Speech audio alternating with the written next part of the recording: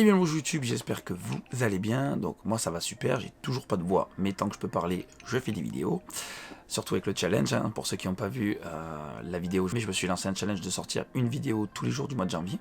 Donc on tient le coup. Aujourd'hui on va parler du DJI Ronin S. Donc le DJI Ronin S c'est le stabilisateur de caméra que j'utilise depuis mes débuts et que je continue à utiliser parce que je le trouve très bien. On verra au cours de la vidéo ses points forts, ses points faibles et le prix bien sûr aussi. Donc n'hésitez pas à rester jusqu'à la fin si vous voulez tout savoir sur ce DJI Ronin S. Dans un premier temps je vais vous montrer un petit peu à quoi il ressemble, comment ça fonctionne, l'ergonomie du produit. Enfin voilà, on va essayer de voir un petit peu tout. Alors hop, déjà on va essayer de se caler comme il faut. Donc là vous voyez ici vous avez un plateau sur lequel vous allez fixer votre caméra. Donc je suis désolé, j'ai pas de deuxième caméra sous la main, sinon j'aurais pu vous montrer vraiment à quoi ça ressemble, mais malheureusement la deuxième caméra n'était pas dispo. Donc voilà, donc le plateau sur lequel va venir être posée votre caméra. Après vous avez un premier moteur là, un deuxième moteur ici et un troisième moteur là. C'est-à-dire que votre caméra, une fois qu'elle est posée sur le plateau, hop, va être stabilisée par trois moteurs. Ce qui vous permet d'avoir une stabilisation vraiment clean. Après, je précise quand même qu'il faut apprendre à utiliser ce genre d'appareil. Donc, quand je dis utiliser ce genre d'appareil, c'est-à-dire à marcher avec. Parce que si vous marchez et que vous tremblez, vous avez beau avoir trois moteurs qui stabilisent, on va sentir un petit peu les micro-tremblements. Même si on peut après corriger sous Premiere Pro avec un effet de stabilisation ce genre de petits défauts, il est quand même préférable d'apprendre dans la mesure du possible à utiliser ce genre d'appareil, surtout quand on n'a pas l'habitude. Donc, hop, ici, vous avez une petite molette. Donc, petite molette qui va vous permettre de faire bouger votre Ronin une fois qu'il sera allumé. Vous avez un bouton pour sélectionner les modes, vous avez plusieurs modes qui sont paramétrables bien sûr depuis l'application DJI, donc ça c'est plutôt pas mal. Avec cette application, je précise au passage, on peut même piloter le Ronin à distance, donc ça c'est plutôt cool. On a un bouton REC pour pouvoir lancer l'enregistrement depuis le Ronin sans avoir à aller attraper la caméra quand elle est perchée dessus. Vous avez, hop, derrière, est-ce qu'on va le voir? Vous avez une gâchette. Donc gâchette qui peut être aussi paramétrable. Moi dans le cas présent, on appuie deux fois dessus et hop, le Ronin se remet en position initiale.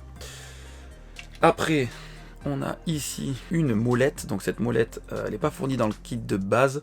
Moi j'avais pris le kit juste au-dessus je crois. Et elle permet en fait de faire la mise au point. Parce qu'en vidéo, après chacun son point de vue, mais je ne travaille absolument pas en autofocus et je travaille donc en mise au point manuelle.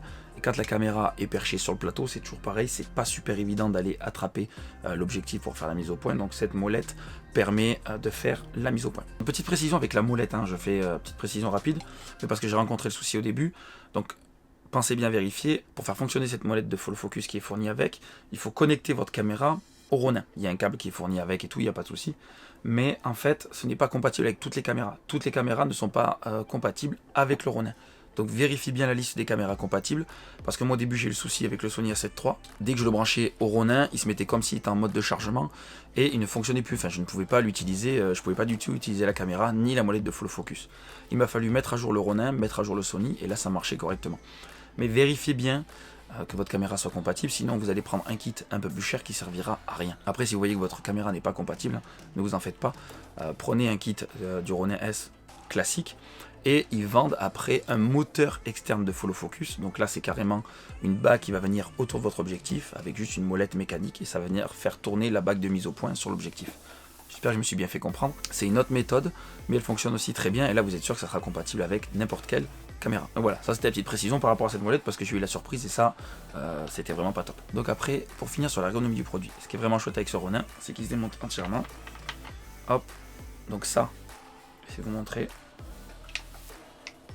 C'est le petit trépied, hop, qui est fourni avec, qui se démonte bien sûr, et la batterie qui est incorporée dans la poignée, elle se démonte aussi. Et donc après, il vous reste, hop, pardon. Il vous reste la partie du haut, mais le gros avantage c'est qu'il est entièrement démontable. Et ça c'est plutôt pratique pour pouvoir le mettre dans son sac vidéo sans trop galérer. Donc voilà, vous avez vu un petit peu à quoi il ressemble, donc comment ça fonctionne. Ça fonctionne avec trois moteurs qui stabilisent l'ensemble, et ça fonctionne donc sur batterie bien évidemment. Donc voilà, donc ce Ronin, qu'est-ce que j'en ai pensé? C'est un très très bon produit. Ça fonctionne parfaitement bien. Comme je le disais au début, il faut apprendre au début à marcher un peu avec, parce que sinon on a tendance des fois, si on n'est pas très souple dans ses mouvements, à avoir quand même des petits micro-tremblements qui se voient peut-être pas forcément, mais quand on a un peu l'habitude on les remarque et c'est assez gênant, surtout pour un rendu client bien sûr. Mais voilà, une fois qu'on s'est un peu habitué à marcher avec, il n'y a aucun souci, ça fait des plans vraiment très très propres. Donc après sinon le plus compliqué pour moi ça a été au début, ça a été déjà d'une la molette de follow focus que je n'arrivais pas à faire fonctionner à cause de ce problème de mise à jour. Donc j'ai cherché quand même un moment, je vous avoue, avant de trouver. Mais bon, ça s'est réglé assez vite, mais ça a quand même été assez pénible au début. Surtout au prix du produit et de la caméra. Quand je voyais l'incompatibilité, je me suis dit, il y a un souci, c'est pas possible. Mais voilà, bon ça s'est vite réglé, mais c'était quand même assez embêtant. Donc sinon, moi au début, le plus compliqué entre guillemets, ça a été le calibrage. Parce qu'en fait, au début, avant de l'allumer, il faut le calibrer manuellement. Donc vous posez votre caméra, vous avez quelques réglages. Il y a d'ailleurs des tutos très simples et très efficaces sur YouTube à ce sujet. Donc une fois que vous avez calibré votre Ronin le mieux que vous pouvez manuellement, vous l'allumez et vous avez un calibrage électronique à faire, où là c'est le Ronin qui va équilibrer ses moteurs tout seul.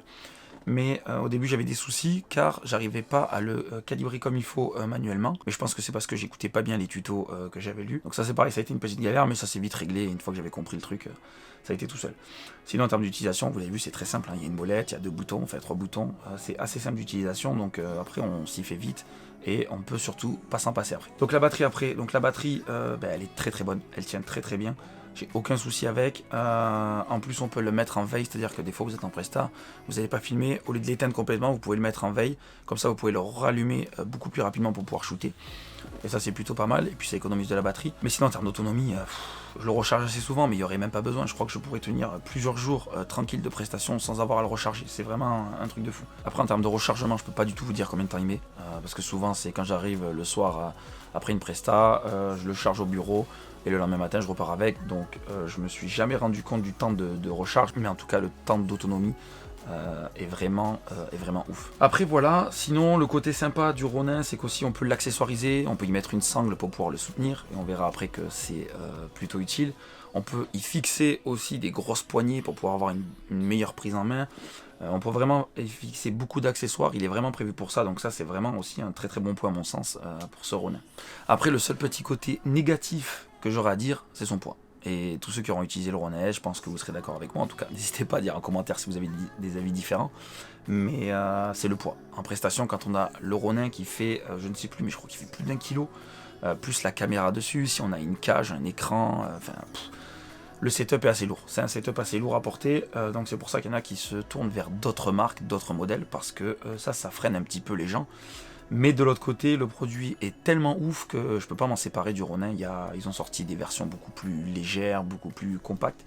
Mais ce produit est tellement dingue que je préfère sacrifier mes bras que la qualité du produit. Donc après on va parler un petit peu du prix. Bon, après ça reste du matos vidéo, hein. Pour ceux qui font de la vidéo, vous le savez, c'est jamais donné.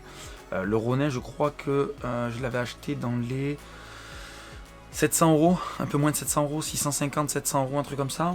Donc j'ai pas pris le kit de base, je crois qu'il y a un kit qui est beaucoup moins cher à 550. Mais il n'y avait pas la molette de follow focus, il y avait plein de petits accessoires qui n'étaient pas. Donc j'étais plutôt parti sur le kit d'au-dessus et je vous dis, je crois que je l'ai payé entre 650 et 700 €. Donc ça fait une somme, c'est sûr, mais voilà. Mais pour faire des plans stabilisés de manière professionnelle, ben, pour moi, je pense pas qu'il y ait mieux. En tout cas, ça me convient très très bien. Donc voilà, c'est le prix à payer pour avoir un outil de qualité pro, je pense. Donc voilà les amis, c'est tout pour ce petit Ronin S. Malgré les 2 petits problèmes que j'ai eu au tout début, c'est un produit qui m'a jamais fait défaut et j'en suis vraiment content. Donc si vraiment vous êtes à la recherche d'un stabilisateur pour votre caméra, je sais pas à quel prix il se trouve actuellement, mais franchement foncez, c'est vraiment un excellent produit. Bon, comme d'hab, hein, pas de sponsorisation de la marque. Quand je vous parle d'un produit, c'est que vraiment j'en ai été content.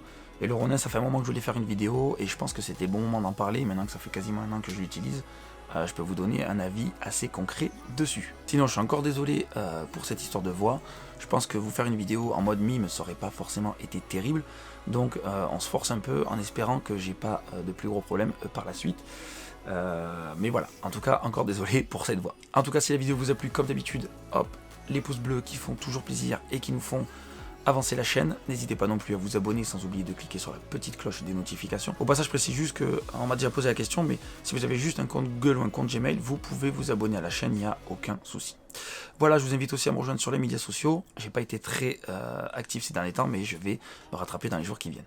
En attendant les amis, je vous souhaite une excellente fin de journée. Je vous dis à très bientôt et moi je vais aller reposer ma voix. Ciao les amis.